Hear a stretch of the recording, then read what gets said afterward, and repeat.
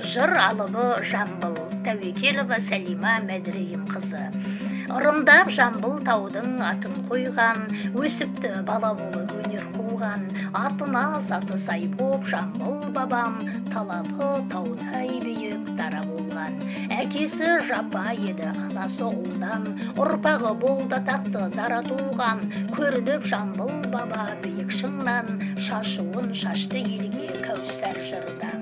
Баталған Сүйімбайдан 15 жаста, бақыт той бұл деген қонған басқа, көріғылы дастанымен қазақ қырғыз батырлық эпостарын айтқан жатқа. Алған соң Ақбатаны Сүйімбайдан, басына тұғырлы боп бақыт қонған, жас еді жас шыбықтай солқылдаған, сол кезде 15 жасқа енді толған. Өнердің бесігінде тербеліпті, ән жырға кең даланы кенелтіпті, атақты абы жырау әрі жыршы, өшпейтін өлең сөздің дүлдүледі.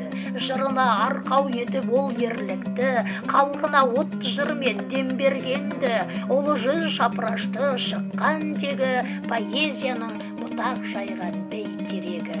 Халқына қадір артып көрлеген, жырлары ақ жаңбырдай нөсерлеген, Алатаудың ақиы қыранындай қанат жайып биікке көтерілген.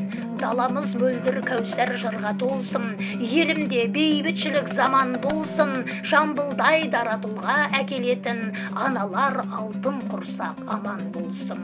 Жамбылдай бабамыздың жолын берсін, осындай жақсылықты елім көрсін, есігін мына өмірдің айқара ашып, Жамбылдай сөзге шешен ұлдар келсін.